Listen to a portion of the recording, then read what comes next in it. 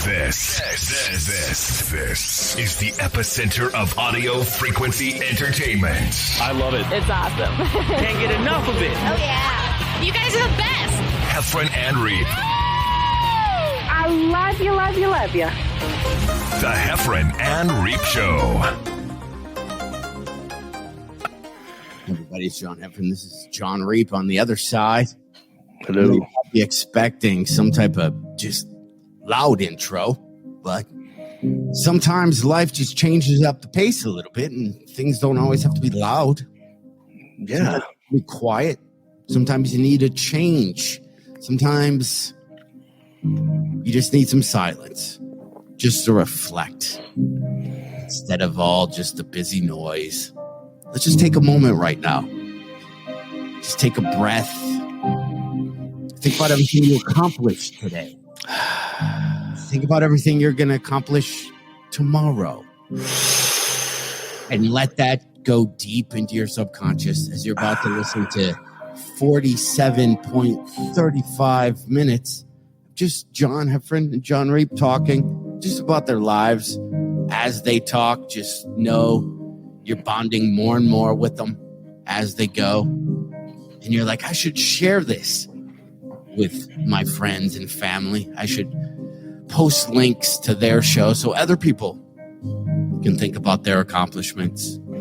You know, your accomplishments, not our accomplishments, like your, like, so your other friends can think about what they're doing. So you get it. So anyway, so this is the Heffron and Reep podcast.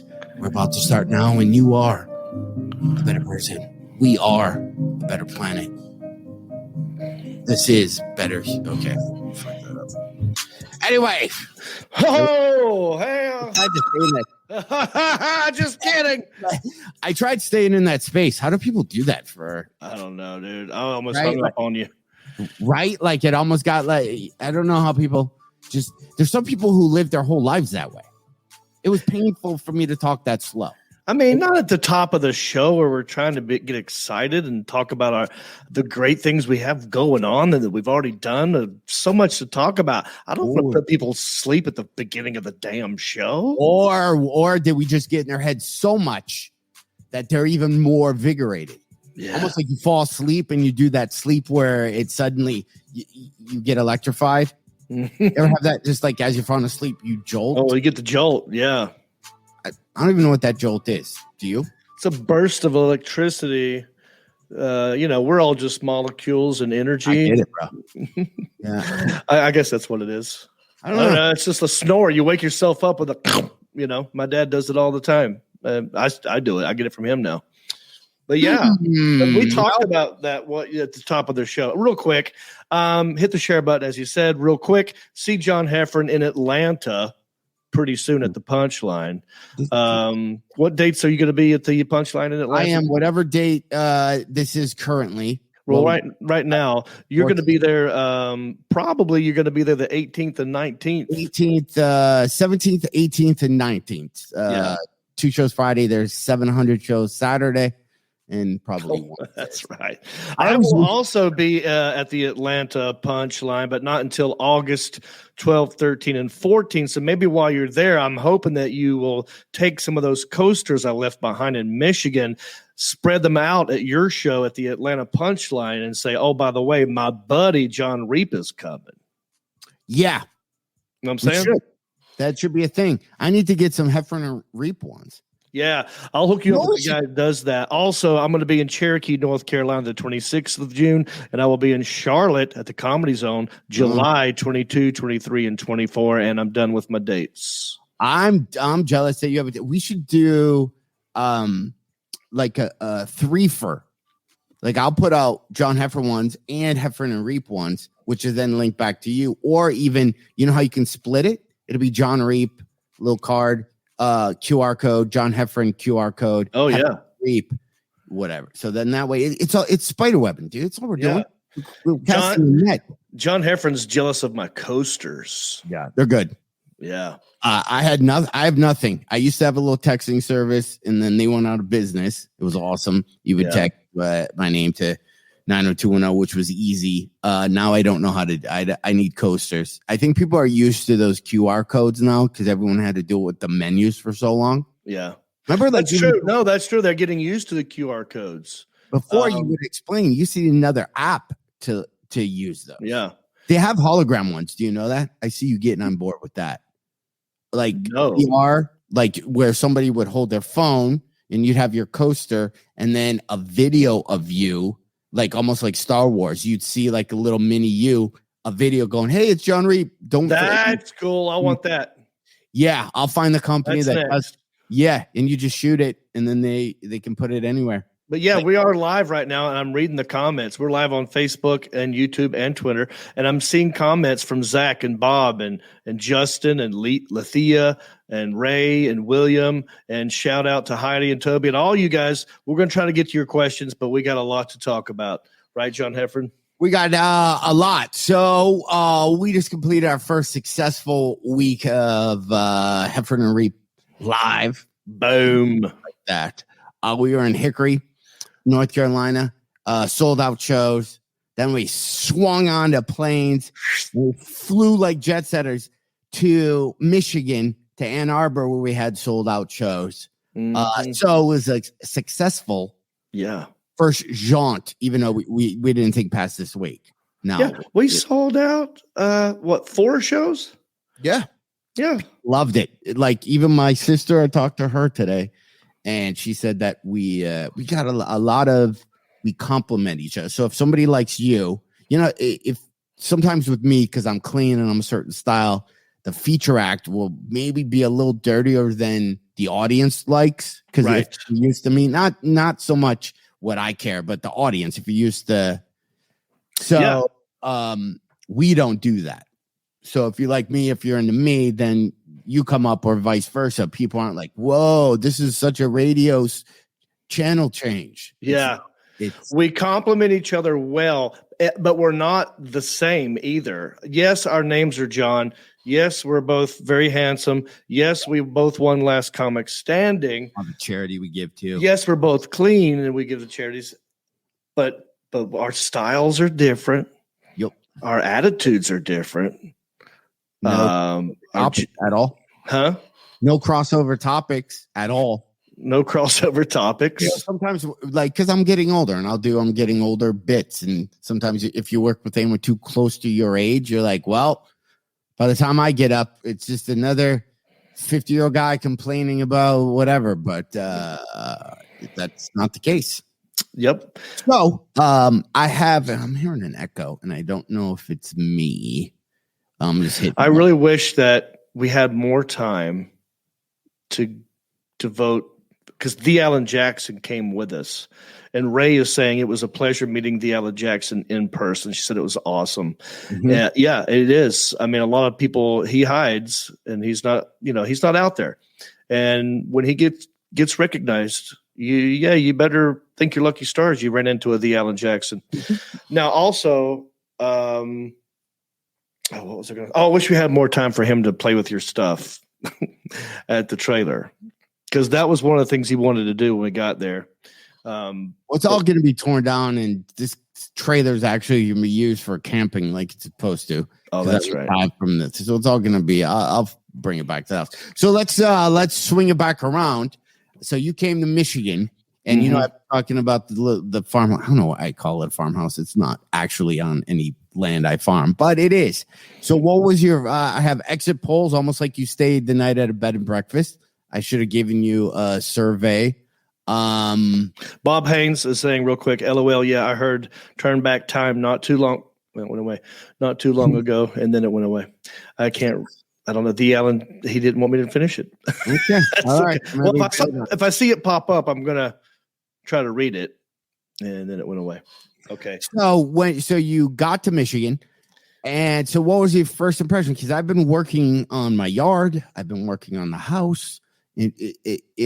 Upon your, you coming in, now that it's over, now I don't have the motivation to do anything.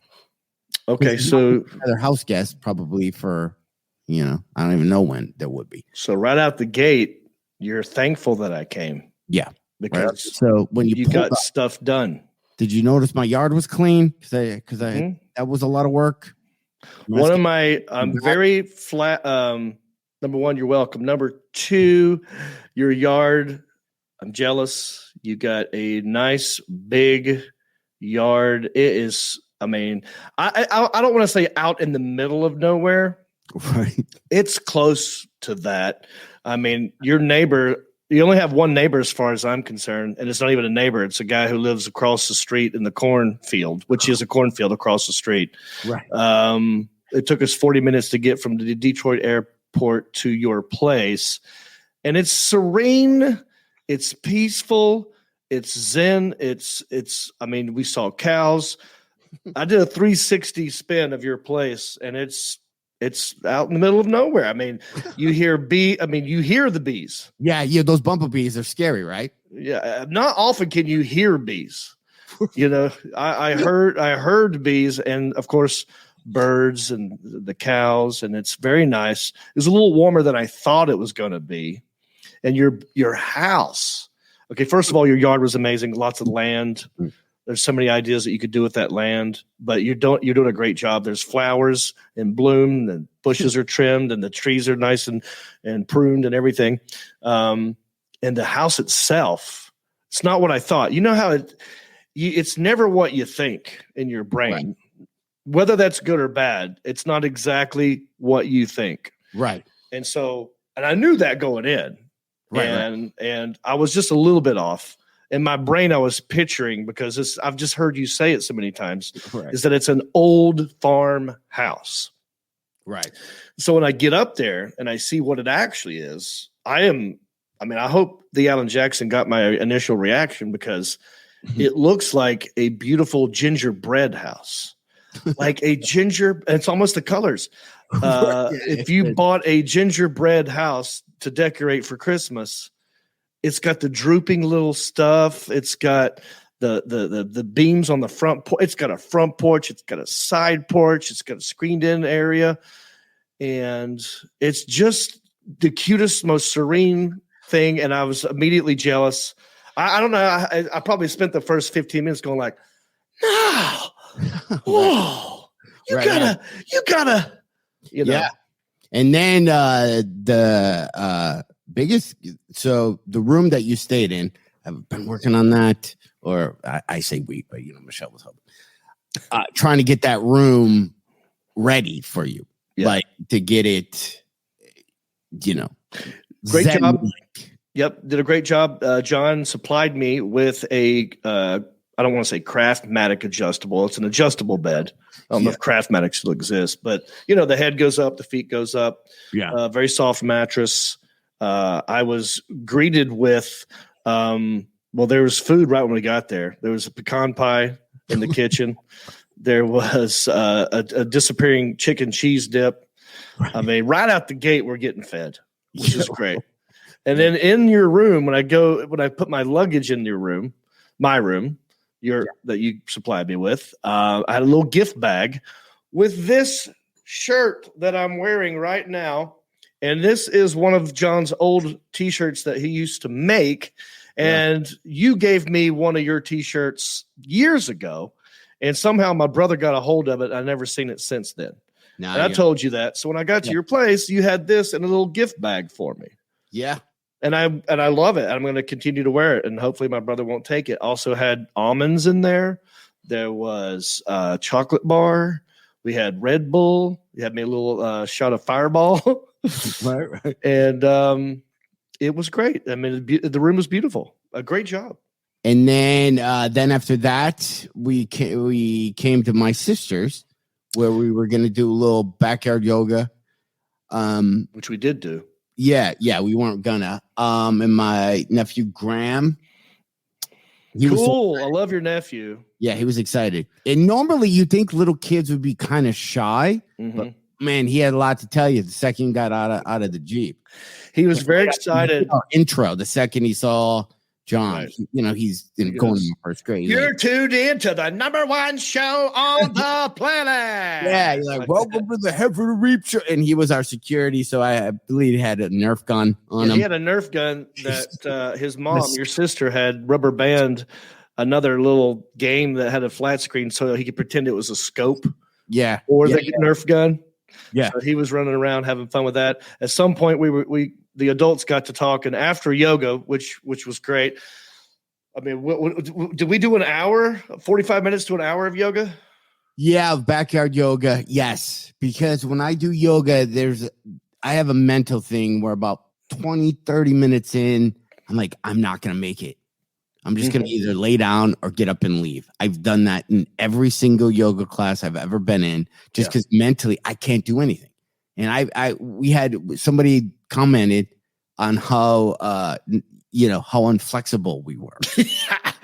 I'm very unflexible. But I always think that the only reason I do, not the only reason, one of the main reasons I do Diamond Dallas Page Yoga is because I have a guy, Travis Mahaffey, who said he would privately Zoom with me so I can shut the door and no one can see me. No one can see how embarrassing, unflexible I am.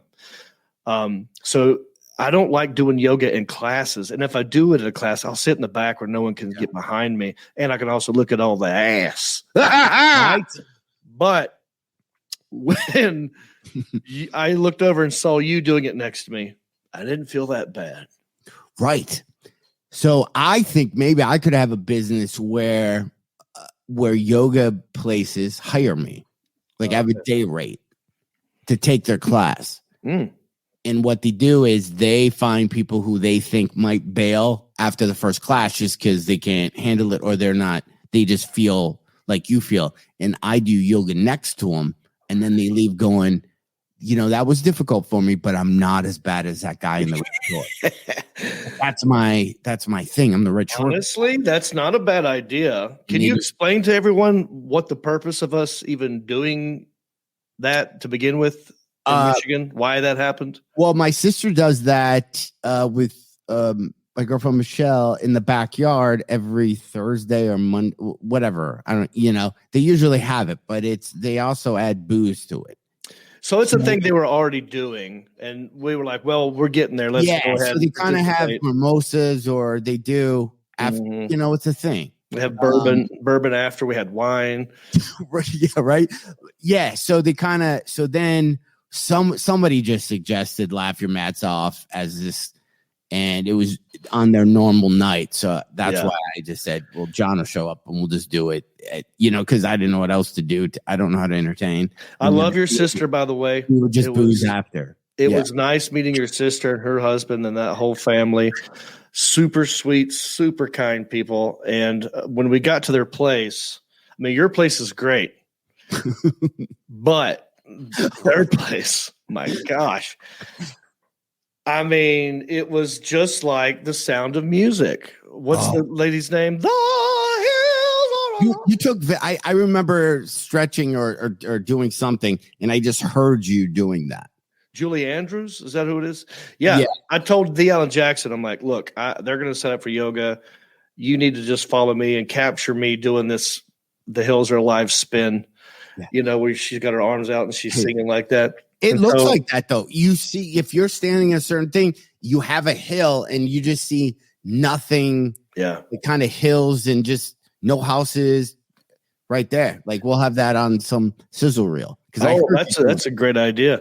Josh TH from YouTube is saying you guys should do vulgar yoga. It's a real thing and it's hilarious. Well, when we do yoga, it's kind of vulgar just because we're not pleasant to look at. I mean, the positions that we get into. Yeah, there's a bunch of different. We're trying to think of different type of yogas, but I think probably every type of yoga has been done. Yeah. No, but also remember that one pose where she says, "Put your arm." Okay, so we're doing the warrior pose. If you don't know what that is, that's where you're sort of got your one leg in front of you, the other one's straight, and you're like doing this thing, right? Well, you're coming from that, by the way, from a tabletop or a downward dog, where you kind of then have to step forward, dude. But she goes, take your hand, reach between your legs, take your back hand, come behind you, and then hold hands. And I was like, I laughed right away. I thought she was joking. Right. I thought she was being funny because she knew we were there. And then I looked up and I saw her doing it. and everyone was. And I saw other people doing it. I'm like, that ain't gonna happen. It literally looked impossible. I saw that. That's when I looked over. So I there's no way I can't even touch. Like if I put my arms up like I'm raising my hand in school and then I fold it back, I can't even touch my shoulder blade. That's how tight my shoulders are. Yeah. So there's no way I'm even trying to. But it looked like you like if you were going to give yourself like an exam. Yeah. An exam. That's what it was. That might be like kind of a reach. Like that's as far as I could get was that area. Yeah, so that's which is vulgar. So yes, we did vulgar yoga. Yeah, so but I had a good time, and they were super sweet, super nice. And that's when we were downstairs in the basement having bourbon. Everyone was just kind of the adults were hanging out, and then your nephew would come in and out and say a thing. By the way, there was another kid there who we were calling the bouncer. Yeah. Like you just look at first grade and you just go, that kid's gonna be 8'5", like 250 pounds. He's going to play pro something. Yeah, he's going to be trouble. Yeah, he's. Yeah. As soon as we pulled up, if you remember, soon as we pulled up the driveway before, because everyone was kind of in the backyard. Yeah, but there's this one kid as we were pulling up this long driveway who was like running at us, like and angry as if to say, "Who are you? I did not invite you. I did not approve of this." Yeah, he was gonna Hulk out. And I thought, that must be because I hadn't met your nephew yet. I was like, that must be your nephew. He's like, I don't know who that kid is. Yeah, and the kid picked up the Jeep and tossed it. Yeah, Hulk angry with adults. Yeah. Were you gonna say what my nephew said when he came down? Oh yeah, so we were down there as adults, just talking about movies, because there are movie posters everywhere. And we started talking about Top Gun, right? And in the conversation, I mean, he was in and out. And the next thing I know, after talking about Top Gun for maybe 5 minutes, I turn around and I see your nephew in the full-on flight suit from Top Gun. Yeah. And he's just standing there. He didn't make an announcement. He just went and did it and came back, and it caught me, and I burst out laughing. Yeah, and that's awesome that he has that. I want that for as an adult. I think that'd be good pajamas. I thought you were going to say the other thing where he came down a little bit crying. Yeah.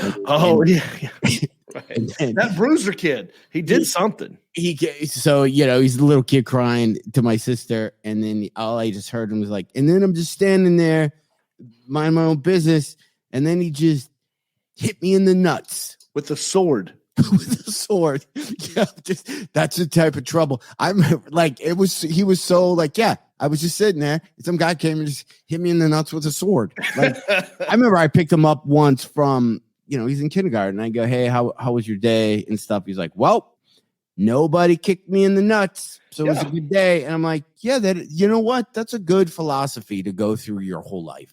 Just every day. No matter how bad it was at work or whatever, and in this, obviously, I'm talking to the males, or when you're sitting there and you just think, well, you know what, today sucked, but nobody kicked me in the nuts. I haven't felt the nut pain in a long time, and seeing his face and how hard he was crying, it brought back those memories, and I wanted to be like, come on, kid, we all get hit in the nuts, but I was seeing the real emotion, and I'm like.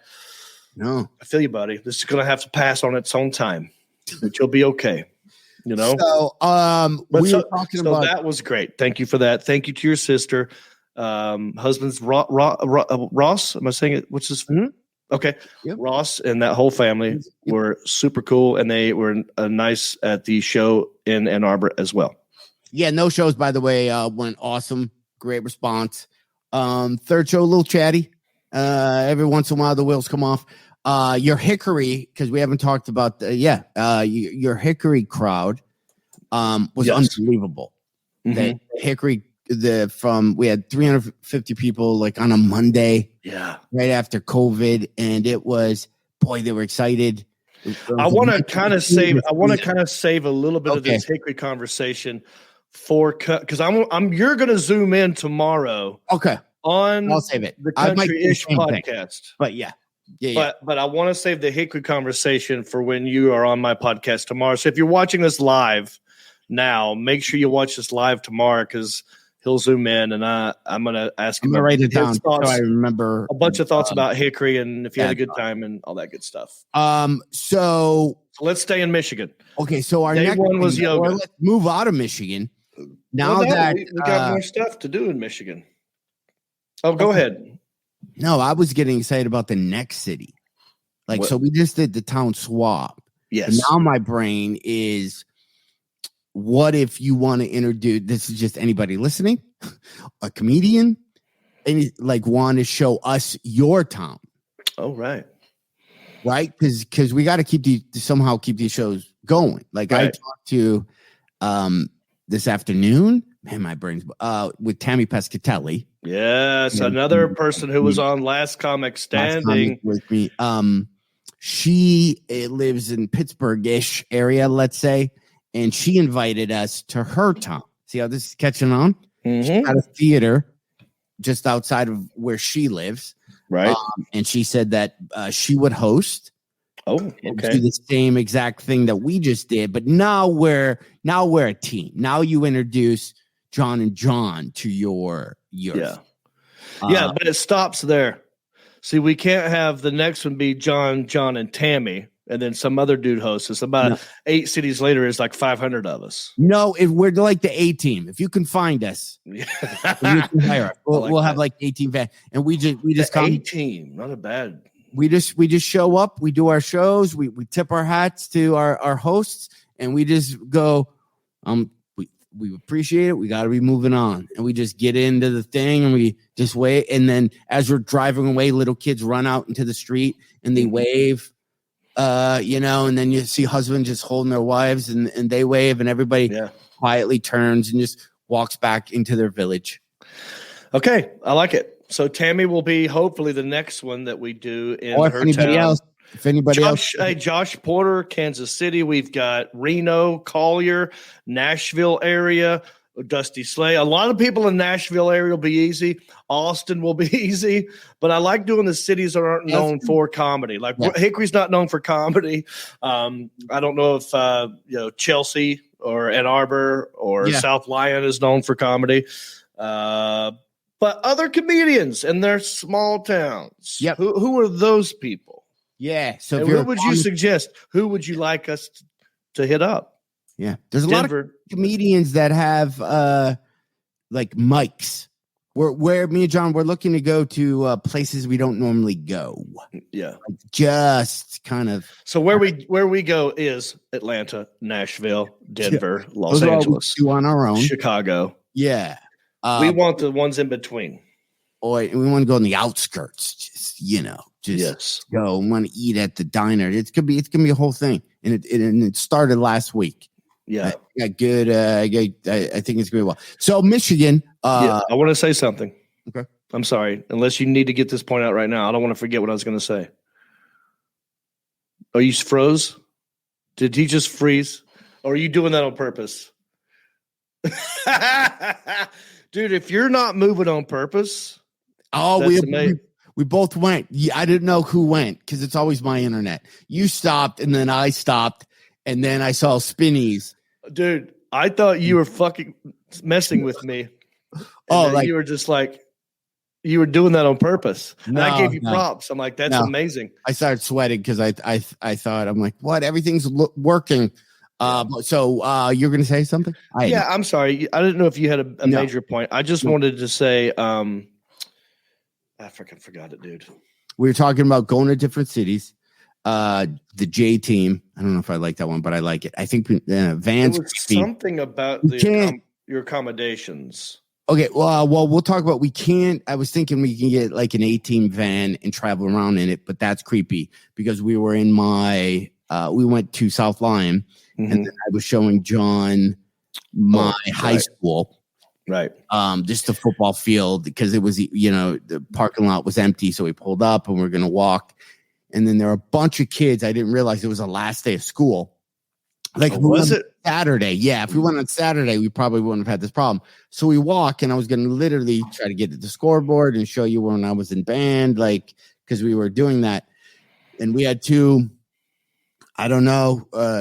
Karen and Susie, whoever's in charge of manning that side of the fence, they were on us faster than anything. If I were a parent, yes, and my kids were at this high school, and two 50-year-old men, come walking up with more than one camera pointed at different things. Yeah. I would be happy that this mama bear came over as quickly as she did. Yeah. And by the way, she wasn't rude. It was more of just the speed in which it happened. The speed and the confidence in which she did. So we walk, and I even said, because I get nervous about stuff, I said, Alan, because he had a camera, I go, let's just put the cameras away and then we'll walk out, and then we'll just if they see us rolling up with cameras, it's gonna be weird.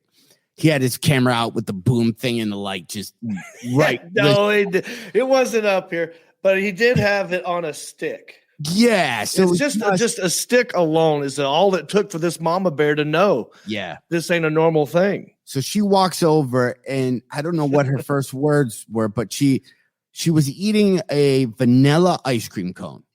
Old school. No, it was an ice cream sandwich.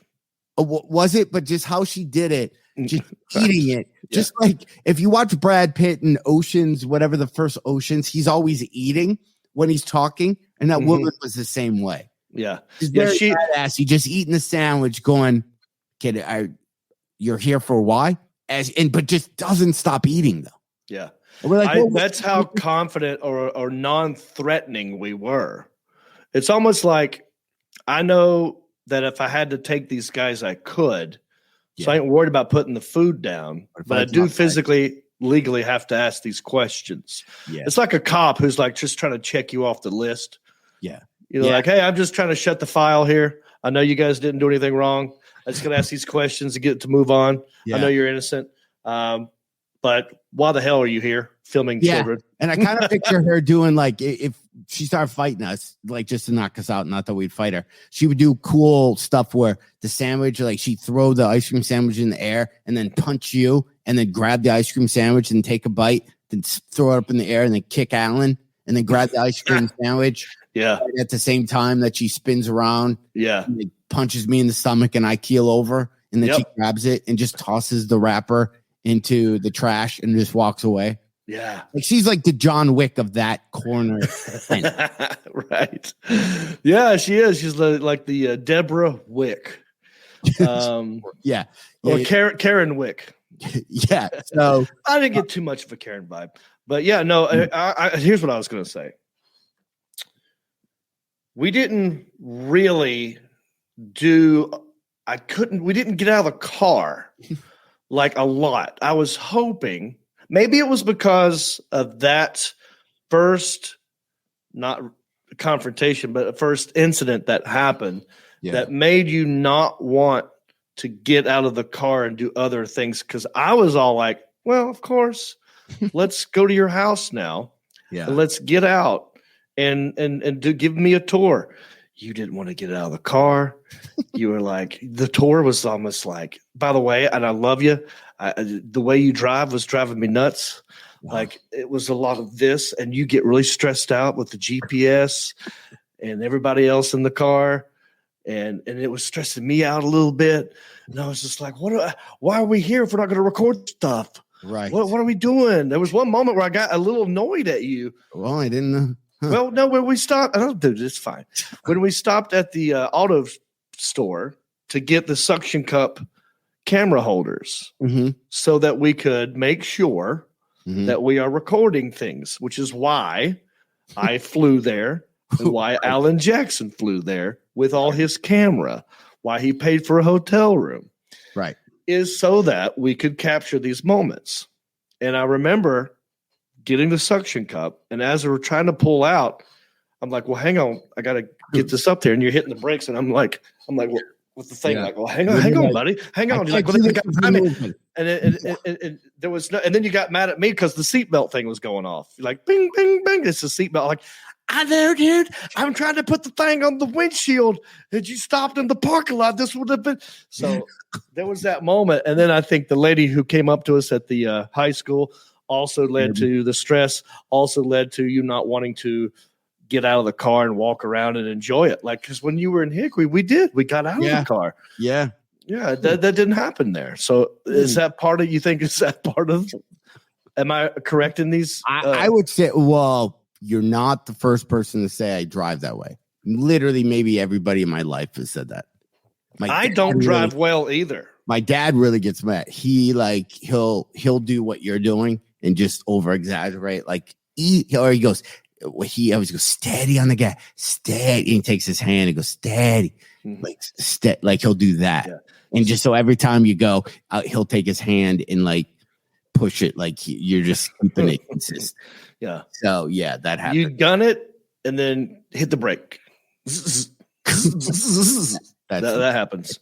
Yeah. Which is why it's impossible to put a suction cup on the windshield when that's happening, because it was like this.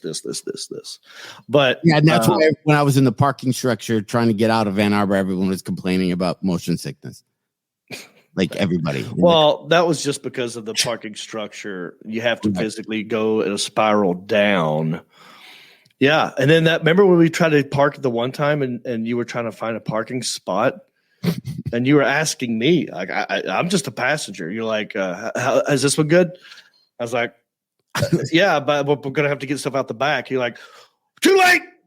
Yeah. I'm moving on. I'm like, yeah, I gave you correct information. I'm sorry. I might be a little high strung because I remember at Michelle, we were walking and she was getting the front. And I remember she said something to you like, I don't want to sit in front because then I have to work the nav. Like she literally it's stressful sitting up there with you. She's like, Tone Lemon, can I just want to sit back. Yeah. And you guys like, no, just be in front. It's like being gentlemen. Yeah, me and Alan were in the back, just don't talk. Just let's get out of Ann Arbor. Then we'll talk. I went the wrong way. Like so then I'm stressed. You went the wrong way in your hometown. More than once. Yeah, I did. I went, for those of you listening, we got out of Ann Arbor and then I was on 23 and I could go 14 or 23 north. And I jumped on 23 north and then there's no turnaround. It's one of those, like, once you do that mess up, you're committed. It's like that. Yeah. That is one of the things where we wanted to talk about a Michigan left. If you screw up and you go the wrong way, you have to eat it for 15 minutes. Yeah, you have to move. It's not easy. They have roundabouts, but they also have a lot of construction. So a lot of signs are down. Like there's not like a sign that would normally tell you, well, if you're going here, go here. It's construction. So that was a pain in the butt. But yeah, I would have liked to have gotten out and walked up to your house and knocked on the door, because you remember you were talking about how it was for sale and it got sold. Yeah, we should have. You should have forced my hand. No, I'm blaming you. But yeah, I was like, let's get out, let's walk around. But luckily, we did have 2 suction cups, right? Yeah, one camera on us and one camera on the road. So when you see the tour of South Lyon, it's going to look like a cop video. Dash cam. It's kind of like you're at the jungle ride or whatever, where you can't get out of the vehicle, but you see all you just see the giraffes and everything. Yeah, you got to keep your arms inside the vehicle. That's what we needed. We needed some Karen with an ice cream sandwich to stick her head in there with her long tongue and go, "What are you doing in there?" Take our food out of our hands. Could talk about your house. What was going on? Remember we talked about this a little bit. So with the smell, I'm sorry. Oh, the house, the one you grew up in. Yeah. So the South Lyon house. To my best knowledge, this is how the story goes. It was empty, so we probably could have went up there. It was empty. They sold it. I wanted to look at the house. I wanted to physically go into my South Lyon house again because it's been 40 years or whatever. You figure it's empty, it's for sale. Why would I had a realtor? Yeah. My stepmom, we made an appointment and we're like, we want to go see the house, me and my sister. And then they called and said the house is sold, which doesn't make sense to me, by the way. Again, I don't know the realtor, so I'm a little angry because there's more emotion. But if you had a listing agent, wouldn't you want, if somebody said, I know the house is sold, can we still see it? wouldn't you go, let's just take, because you can have a second offer. Yeah. Somebody can, or maybe maybe I'm crazy rich and I just want to sleep in my old bedroom, and whatever the offer was on that house, I was going to give you $50,000 more. Yeah. But that didn't happen because they said, no, you can't come and look at the house. Right. And then we go, well, we used to live there. My stepmom said, so can we just come? We just want to do a quick walkthrough. And he said, no. So whatever realtor in South Lyon. So that bugged me. Yeah. Right. Because anytime you see a realtor, they always kind of put out that, thumbs up or on a cell phone vibe. Uh-huh. We're part of the community. We're the community's one. And I couldn't think of anything less community than denying that. Yeah. So that made me mad. I don't blame you. I don't know if they thought we're going to spray paint. Like, I don't understand why you wouldn't do that. Because realtors always do stuff. They sponsor kids games and make calendars to get their name out there. Right. Like, so why would you even walk through I don't even know who this realtor know who they were talking to? My stepmom said, and they said no. John Heffron? A negative, me telling two people, I'd go with somebody else than that person. No, but okay, yes, and the positive of maybe you would talk about it on your many social medias and get more offers for the house that you grew up in, thereby generating more money. But yeah, that's dumb all the way around. But it was cool seeing, like, you showed me your bus stops where you some kid asked you to step off the bus and fight. Yeah. We saw tell them about the A&W root beer place. There was this place in South Lyon called Brown's Root Beer. Ed Brown owned it forever. It was an A&W prior to it turning to Brown's, but that's what everyone in South Lyon knows it as.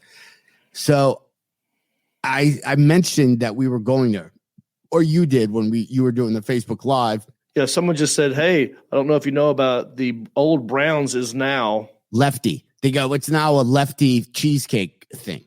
Right. So we were driving, so we couldn't read it. And the whole time I was driving, I was thinking, how is it a Lefty? Like, how did with just political stuff, people just get so bent. I'm like, how is it now suddenly a political place? Like, I was thinking Lefty, like, oh, this person voted for Biden now. Yeah. I never would have voted for Biden. Like, so I just kept going, Lefty. Why are people turning it into? Yeah. And that got me mad. I'm like, what? It's not. And then I just thought the person who wrote we both thought the same thing. It was one of those people. And then we pull into South Lyon and we look, and where it used to say Brown's Root Beer and Sandwich Shop, it literally said Lefty's Philly cheesesteak or cheesesteak. So I'm like, it's literally called Lefty. Like it's a dude who's left-handed. Yeah, like some guy whose nickname was Lefty. Yeah. Not like political. Like, we thought the person was calling it a Lefty cheesesteak place. The name was literally Lefty's Cheesesteaks or whatever. And it must have been named after maybe a baseball player who was left-handed. That's all. But that was so funny. When we actually saw the word Lefty, we went, ah! It's literally called, yeah. That's like that's an old nickname back in the day. Left-handed pitchers and batters. We got a lefty up here. So. Lefty Johnson coming up on playing. Yeah, right? Yeah.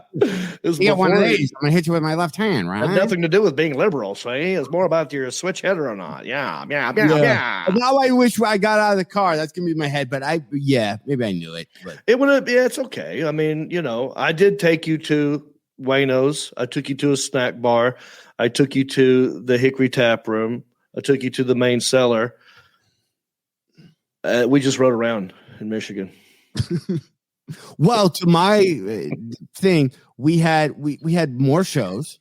Yeah, we had 3 shows. We had less amount of time.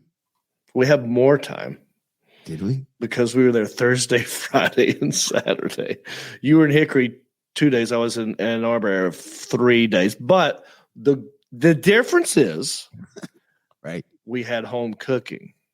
Yes. There was no need to go out to eat because we had delicious meals prepared there. And to your credit as well, I'm not trying to make you feel bad or throw you under a bus. Get it out of your head. I love you. Please. I know it's bumming you out right now. No. I'm so sorry. No. But know this too. This is in your defense. In order for us to leave Ann Arbor and then go back to your place, which is in the middle of nowhere, Yeah. you drove, therefore you couldn't have a beverage and then hang out in that town. So we had to go back to your place. Yeah. If we wanted to enjoy an adult beverage or something. Yeah. So that's why we had to do it. But all that was fun. Yeah. I had a great time. You kidding me? I'm so jealous of your house. I found a blow dart gun. We played that. I thought of this today. Speaking of, I thought of this for news. Is this the thing where I would do news from my house? And maybe this only you would get this. Okay. It's like almost like a. Hold on, I got to find the. No. Okay, here we go. Want to hear about a new thing that I'll never do again? It's called News Around the Farmhouse. Oh, yeah. News around the farmhouse. Trash wasn't picked up today for the 2 weeks in a row. Water softener level is about at number 6. 4 months to the mayo goes bad in the refrigerator.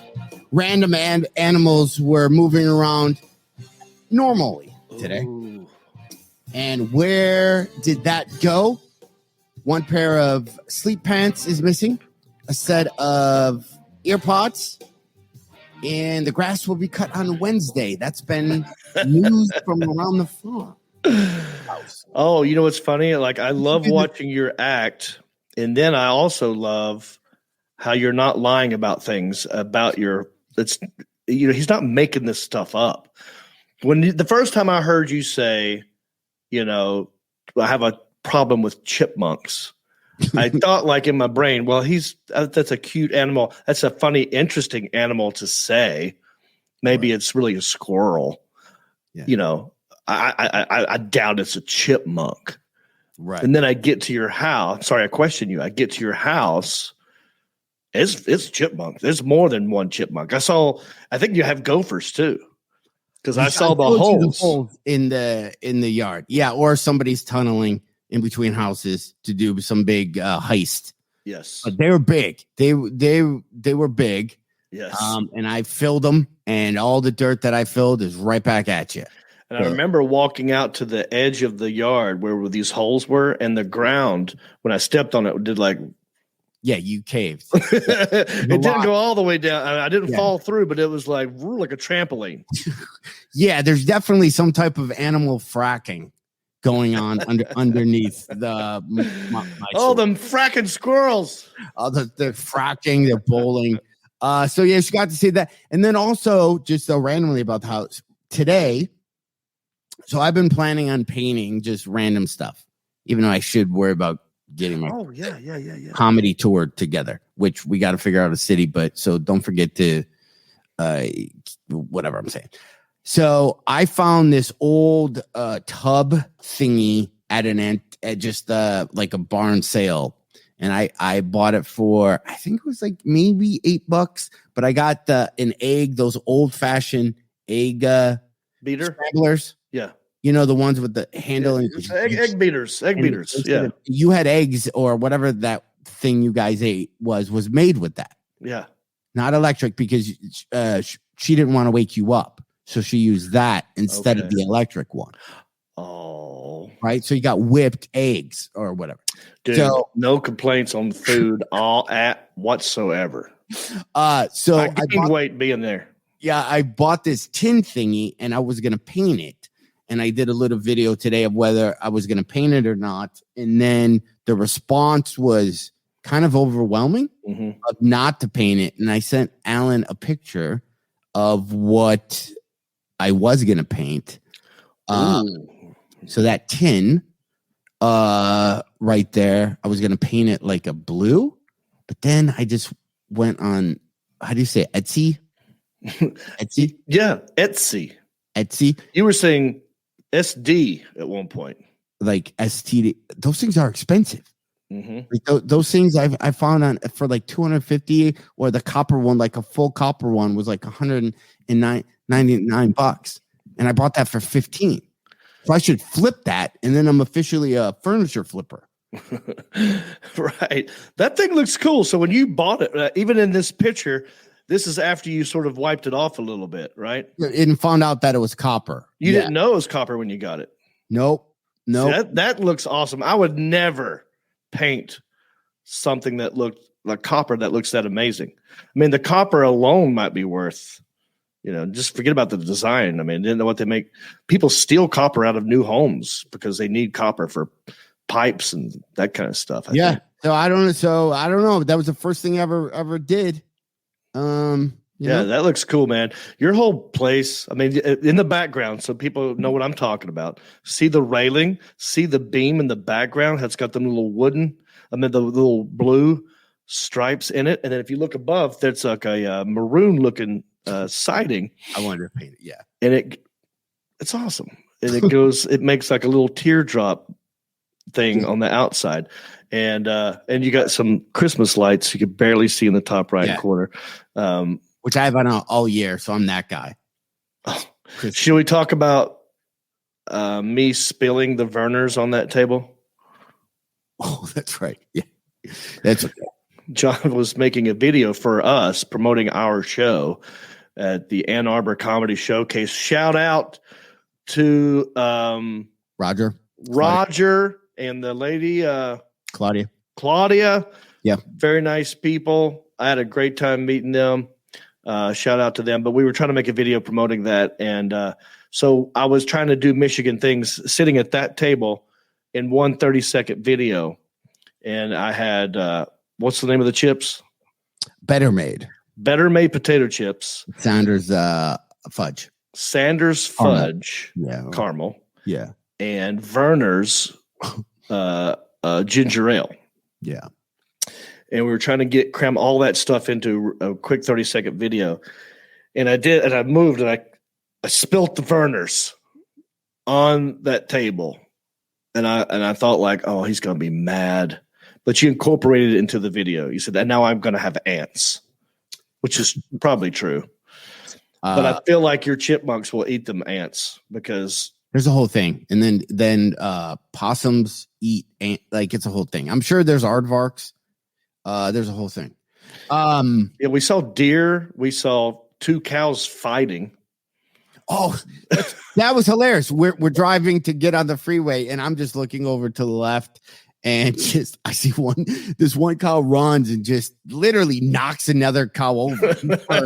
Just charges, and they weren't bulls. These are female. These are cows. Yeah, and Reep without horns fighting each other. And we don't even kind of like. Did you see that? Reep just goes cow fight, like it's just like it happens all the time. We're just like cow fight. Yeah, we're talking about something else and blah blah blah. The show tonight, and what the tickets like a cow fight, and it just kept going. Just booted him. That was awesome. I know. Do I save this for the next podcast? I don't know, man. I have a buddy movie. I think we should do. I don't know how we would do it. Okay, if we go fund it, if we get, I think we're completely in a wheelhouse to do it. Why don't you tease it for the next one, or do I read websites? Does this have to do with a text that maybe your stepmom sent you? No, but this kind of spur, whatever it is, got me to think. Okay, we could do this. I have it written. I have the movie written. Okay, already. Wow, it's I wrote it years and years ago. Oh, I see. Right, so it's a scripted show, and I would be good in it. You'd be good in it. I need to see on tape, and then you find like we could make it like we could start doing not low rent, like B buddy movies. Yeah, hey, the Alan Jackson. I mean, he's available. Like buff, so he could like if you want to hear. I don't know how to pitch things. I was going to get a template from my buddy Joel, but he's busy. So I don't know how to pitch it right, to not make you go that idea is dumb. So do you know what I mean? Like there's a formula. So then this and this, and then, so I'm going to look at the comments, and then I don't look at these comments a lot, but I'm going to use everybody here as a test market. I'm going to kind of maybe just tell you the idea, and then people can say whether it has legs or not. How about that? I like that. Yeah, let's get them involved. Instead of yes or no. Okay, so the movie takes place where a 50-year-old guy, all right, how do I even want to pitch this to you? Basically, a grown man, when he's in third grade, gets his toys taken away from him at recess, and the teacher says, I'll give it back to you at the end of the school year, and she never does. So in his 50s, he goes to try to find that. He goes on a search to find the teacher and get his action figures back that she took from him in third grade. But he's 50, so he's got to find them. John Reep, you have a question? Okay, this is great. What you've done here is left holes open, and that's what you're wanting them to do is either throw in something right now or ask a question that leads to something. Yeah. Or do you like the premise? So the premise I like. My question is, and maybe this is part of what you're doing, and I'm falling for it.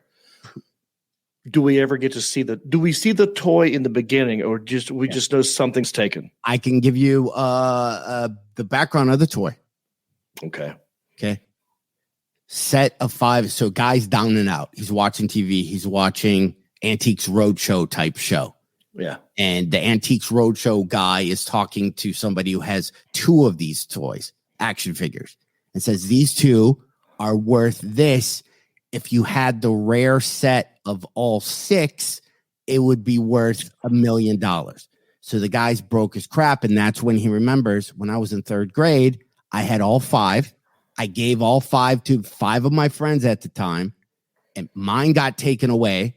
I got to find John Reep because I gave him one. Right. I got to find Michelle because I gave her one. So he goes in search of all of his childhood friends and go, do you have that toy I gave you? I'd like it back. And he's self-serving. He's doing it just for himself.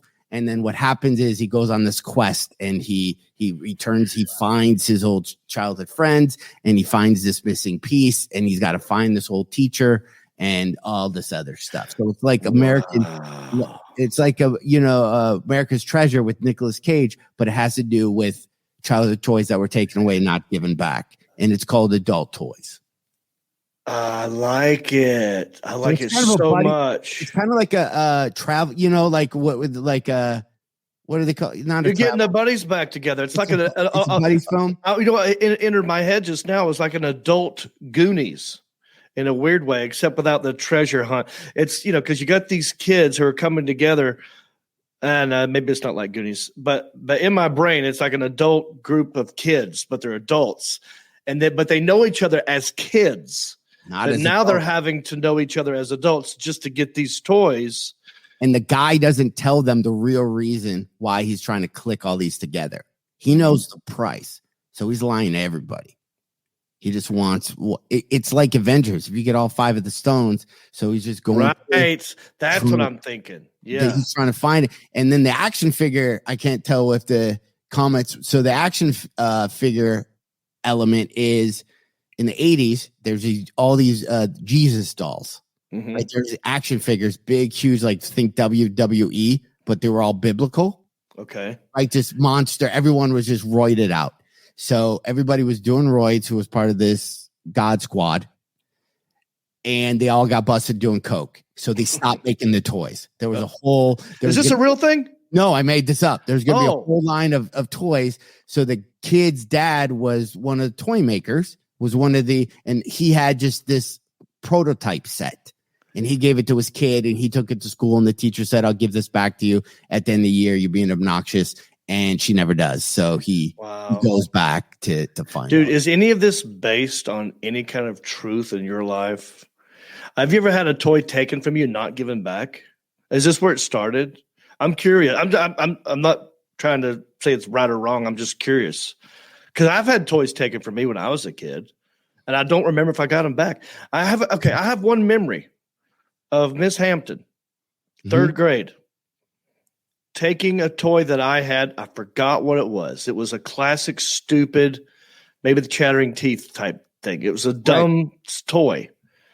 And this was also a scene in A Christmas Story where she took my toy And I thought like, and she said, I'll give it back to you at the end of the year, kind of a deal. Yeah. At the end of the year, and I'm not, this is so funny. I'm not, at the end of the year, I was thinking, oh, this is the day I get my toy back.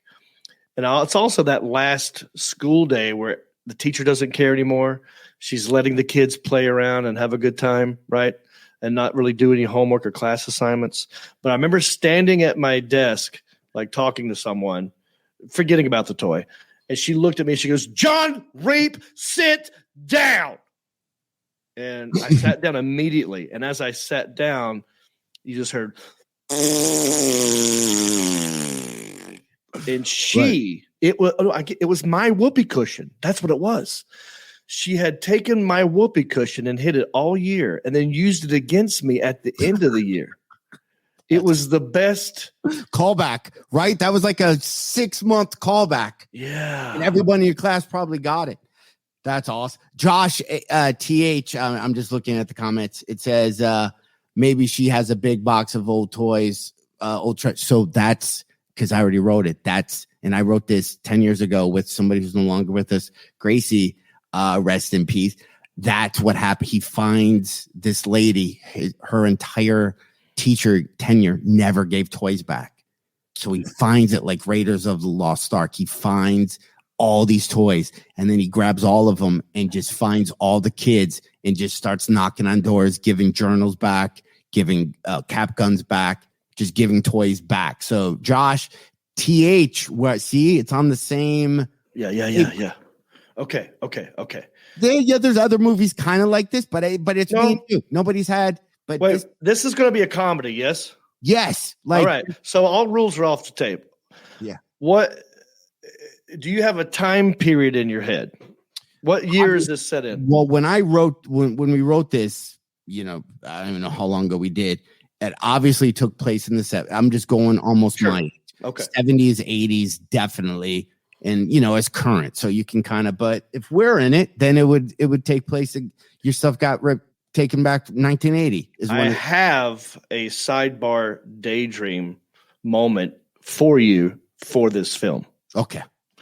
And it's maybe as a kid later, maybe a year or two later, and you're still thinking about that toy, and you're still thinking, oh, wow, she took my toy. How many toys did she take? And then all of a sudden you're watching a Christmas movie where they talk about the island of misfit toys.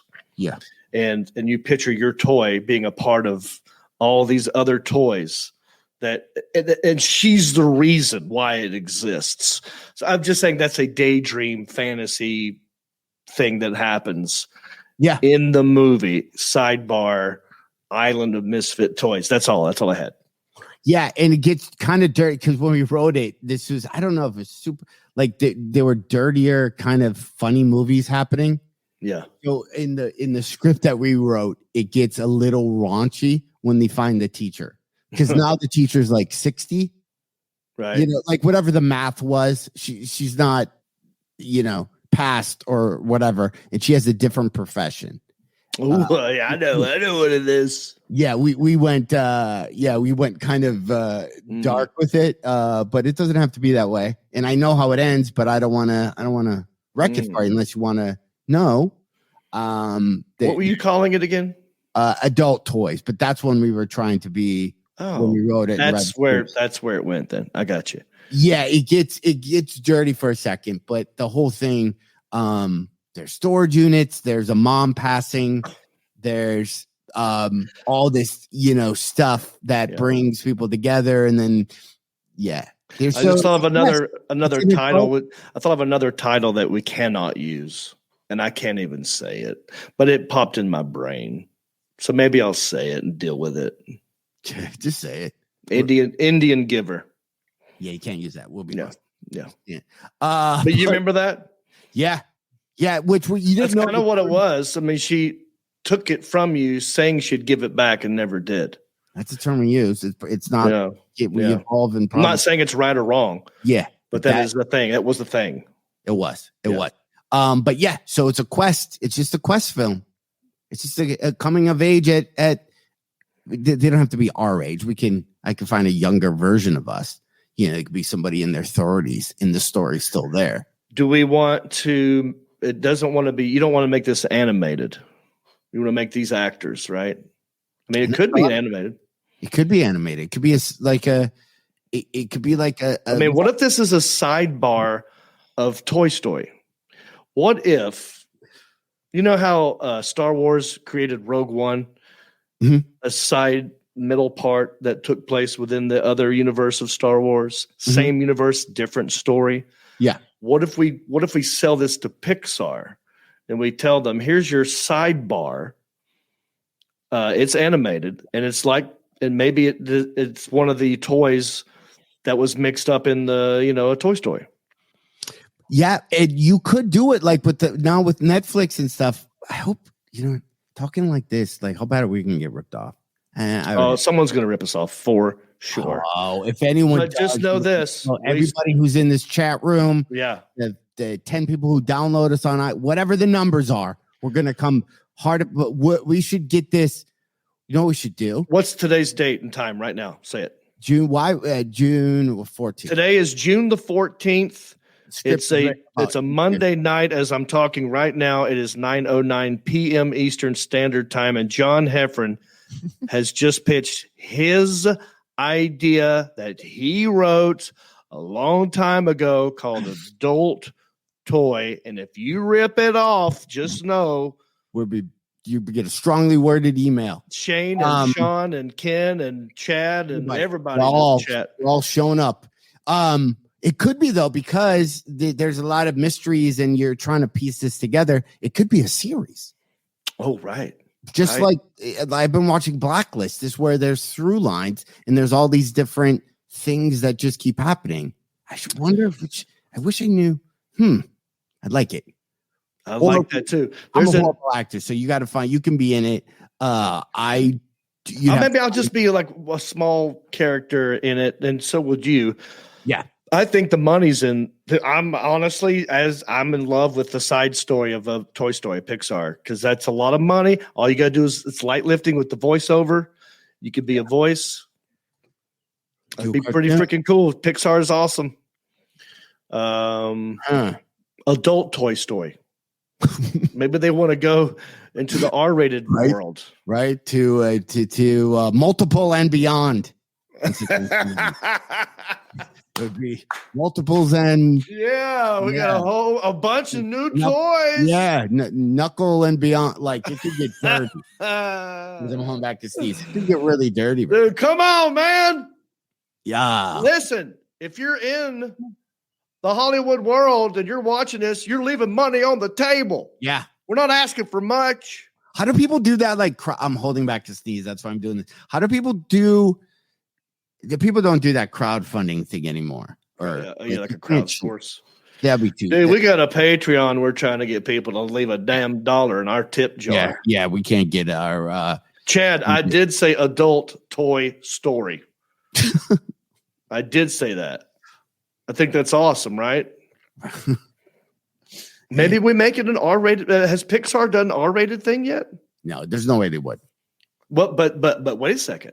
Why don't we pitch it? Don't you remember what's his dude's name? The comedian who did about the wiener, the hot dog story. That was an animated thing. Seth Rogen. Yeah. Right. Remember that one? I didn't see it, but I know it was an R-rated thing. I remember Adam Sandler, Happy Gilmore was really into it when we were pitching it, like when you actually went out the pitches, and then thank you, Ray. It was called Sausage Party, was what I'm thinking of. Yeah. Or we thanks. Or we bring it to like Burr, like we pitch it to All Things Comedy. Yeah. Thanks. They wouldn't hear a pitch. Yeah, all them dudes, the voice a part in it. All of them, like it seems right. You slap this it. This is a better. You have one guy be Burt Kreischer, other guy be Bill Burr. We just go through the 6 podcasters that interchange, and it's done. Everyone's gonna watch it. It's easy. What's our next step? Dude? What's the next to be the one of the kids? Aren't you embarrassed? Taking my toys. Yeah, I can see him doing it. And then you get Nate, and we get like, Yeah. And so Eliza, she could be the female in it. We just literally you just go through everybody on Instagram who has like tour dates of 8 billion dates. We literally just make offers to them. Yeah. I have no well, yeah. We don't want our fans reaching out to people. No. Okay. No. Tom's like, just all the guys. Don't reach out to them because it'll be like they think we're annoying them or something. Yeah. But or we bring up our own. I got people. We make it all, no names. If you want me, I got a manager, I got an agent. So yeah, you want me to bug them about this? So I'm with William Morris Endeavor.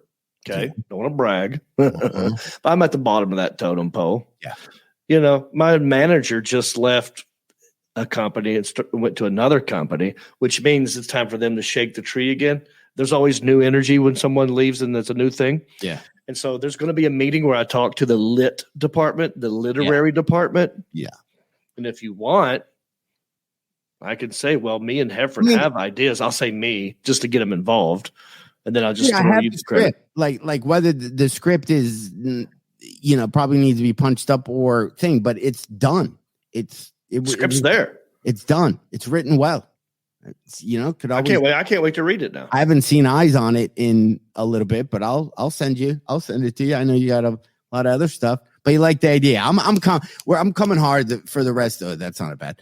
The rest of this year, I have ideas, man. I'm done. You're an idea man. I got 100% to flip. I got just when I'm out there doing all these random projects, just ideas are just like this now, dude. You can't shut it off. Yeah, you can't. I like it. I like it. So do you want to try and do this? Like keep working on this one, or do you want to do this segment where maybe we pitch ideas and let people weigh in? Something sticks. I will legit. I don't know. Will you read it if I send it? It's kind of you get the idea.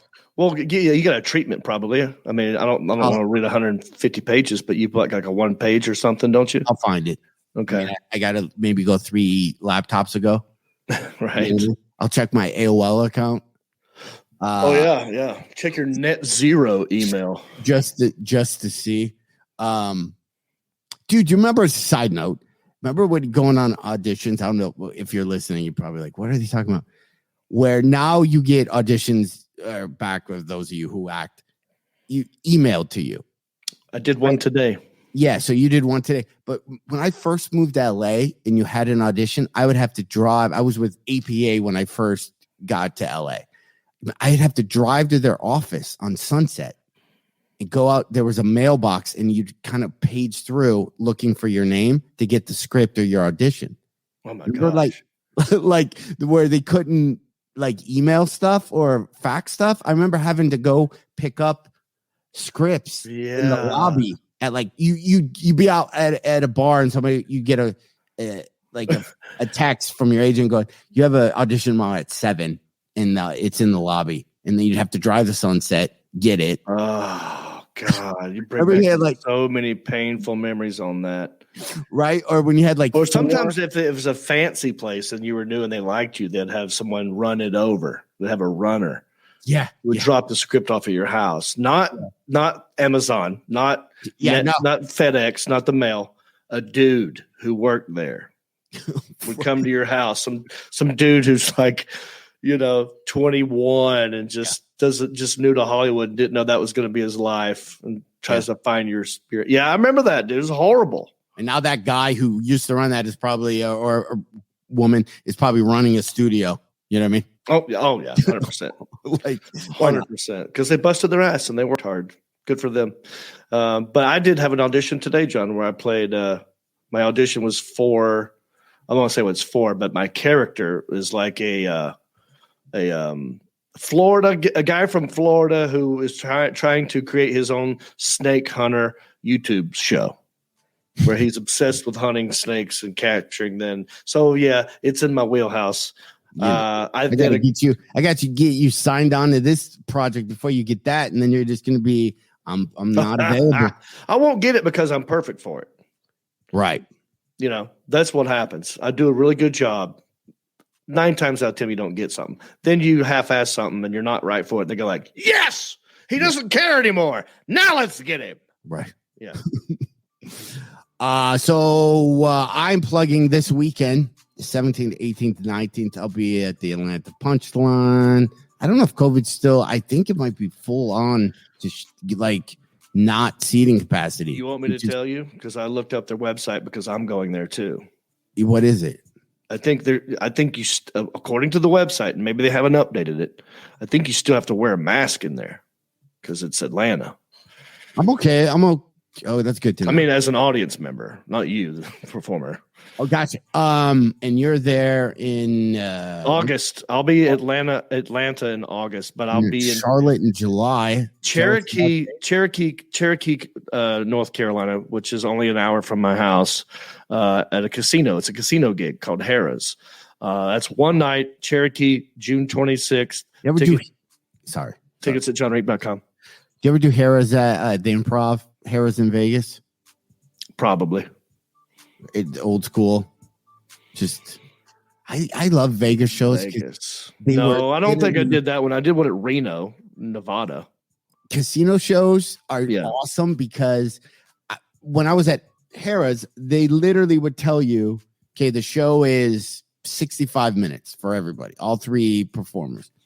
Every minute the show goes over, they had a stat like where you ate that showed you how much the casino lost. Just to tell you, the show's 65 minutes. It's not 68 minutes. It's not 72. It's 65. Mm-hmm. So at 64 point, they really don't want. Yeah, it's almost 5 like seconds left. We're a nuisance. Yeah, so they had a math that like how those shows, how much people gamble, and if you went over, you had just very Italian gentlemen in suits come into the green room and be like, "Are you not? The show's over at 9:10. Is there a reason why it's like 9:22?" They're like a bunch of old Sebastians. Like, what are you doing? We're trying to make money at the blackjack table. You're up there talking about what? Yeah. Yeah. So yeah. But I'm looking forward to because casinos do pay you well. Yeah. So I'm gonna enjoy. We'll talk about. Do you gamble? Blackjack a little bit, just enough to have fun. And Caveman Keno was my game. Listen, nobody was better in Caveman Keno than I. It was a cold October day when I walked into the casino. There she was, all right? The machine. Fell in love immediately. The twanging and the thing. Of all the jukebox and all the casinos, you had to be at this one. I played Caveman Keno. I won $22. I did. Yeah. All right, man. So there you go, folks. Come see John Heffron in Atlanta. Come see me in Cherokee and Charlotte. Make sure you rate, review, subscribe, and share to this podcast. Don't forget, we have a website. We built it just for you. It's called heffronandreep.com. Real simple. We got that URL. Go there. Check us out. Old episodes. We have a Patreon. You want to throw some dollars in our tip jar. You know we would appreciate it. So we can do more of these things. So thank you. Right, John? That's exactly. I completely sign off on everything John Reep said. Take us out, Rick Sanford. Lock it in and rip the knob off. You're tuned in to the #1 show on the planet. The Heffron and Reep Show. The third. You've been listening to the smooth sounds of Heffron and Reep. The show is over. But come back next week, same Reep time, same Heffron channel, for more comedy conversations, music, A's church, and the life and times of the quarantine comedian. Always expect the unexpected, and who knows where the conversations will go. And as always, remember to rate, review, subscribe, and share. Peace.